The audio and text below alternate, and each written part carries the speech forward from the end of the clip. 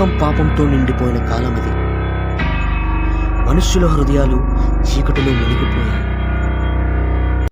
మనుష్యులు దేవుని నుండి దూరమైన దేవుని ప్రేమ మాత్రం వారిని విడువలేదు.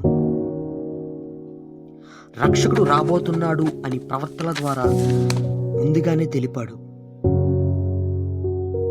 ఈ మహాకథ నజరేతు అనే ఒక చిన్న పట్టణంలో మొదలైంది. ఇక్కడ మరియమ్మ అనే ఒక కన్య ఉండేది. మరియమ్మ వినయంతో విశ్వాసంతో జీవించిన కన్య. ఒకరోజు దేవదూత గబ్రియేలు మరియమ్మకు ప్రత్యక్షమై ఇలా చెప్పాడు,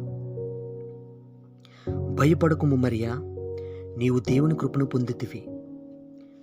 నీవు ఒక కుమారుని కనుదువు, ఆయనకు యేసు అని పేరు పెట్టుము. ఆయన లోకమునకు రక్షకుడును పాపాలను తొలగించేవాడు అని అక్కడి నుండి వెళ్ళిపోతుంది. అప్పుడు మరియ ఇంటికి వచ్చి ఇలా ప్రార్థన చేస్తుంది, నేను ప్రభువు దాసిని, నీ వాక్య ప్రకారం నాకే జరుగును కాక అని ప్రార్థన చేస్తుంది. యోసేపు ఒక సాధారణ వడ్రంగి, దేవునికి భయపడే మనిషి. ఈ సంగతులన్నీ మరియా చెప్పగా యోసేపు మనసులో కలత చెందాడు. అప్పుడు ప్రభుదూత యోసేపుకు కలలో ప్రత్యక్షమై ఇలా చెప్తాడు, ఈ కుమారుడు దేవుని కృపతో జన్మించినవాడు. ఆ శిశువుకు యేసు అని పేరు పెట్టండి. ఆయనే ప్రజలను రక్షించడానికి వచ్చిన రక్షణకర్త అని చెబుతుంది. అప్పుడు యోసేపు మనసులో ఆనందంతో దేవుని చిత్తానికి లోబడతాడు. ఆ కాలంలో రోమారాజు జనగణన చేయమని ఆజ్ఞ ఇస్తాడు. జనగణన అంటే జనాభా లెక్కింపు.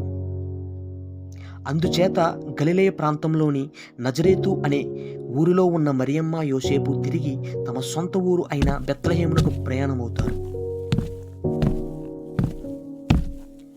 కష్టాల మధ్య కూడా వారి విశ్వాసం తగ్గలేదు. చివరిగా వాళ్ళు బెత్లెహేము పట్టణానికి చేరుకున్నారు. వారు తమ సొంత ఊరికి వచ్చినప్పటికీ వారికి ఎక్కడా వసతి గృహం దొరకలేదు. చివరికి పశువులు పాకే వాళ్ళకి ఆశ్రయమైంది. అక్కడే లోకరక్షకుడు అయిన యేసు ప్రభువు జన్మించాడు. అప్పుడు మరియమ్మ ఎంతో ప్రేమతో ఆ శిశువును హత్తుకుంది. ఆకాశమంతా దేవదూతల స్తుతులతో నిండిపోయాయి. దీన్ని చూసి పొలాలలో ఉన్న గొర్రె కాపరులు భయపడ్డారు. అప్పుడు ఆకాశం నుండి ఒక దూత వచ్చి, మీ కొరకు రక్షకుడు పుట్టెను అని చెప్పింది. ఆ దినం పరలోకమందు దేవుని మహిమ, భూమి యందు శాంతితో నిండిపోయింది. అప్పుడు గొర్రెల కాపరులు ఆనందంతో బెత్లెహేమునకు బయలుదేరారు. వారు కనులారా ఆ శిశువును దర్శించుకున్నారు. ఈ సువార్త అందరికీ తెలియజేయబడింది. తూర్పు దేశపు జ్ఞానులకు ఒక ప్రకాశవంతమైన నక్షత్రం కనిపించింది. ఆ నక్షత్రమే వారికి దేవుని దారి చూపించింది. వారు తమతో బంగారము, సాంబ్రాణి, బోలమును ఆ శిశువుకు అర్పించుటకు తెచ్చి ఆ శిశువుకు అర్పించారు. ఆ శిశువే రాజులకు రాజు అని మనసారా నమ్మారు. ఈ జననం ఎవరి కోసమో కాదు, భూమిపైన పుట్టిన ప్రతి మానవాళి రక్షణ కోసం. యేసు జననం ఒక కథ కాదు, అది దేవుని ప్రేమ ప్రారంభం. ఈ కథ మీకు నచ్చినట్లయితే లైక్ చేయండి, షేర్ చేయండి, సబ్స్క్రైబ్ చేయండి. ఇలాంటి మరిన్ని కథలు కావాలంటే కింద కామెంట్ చేయండి.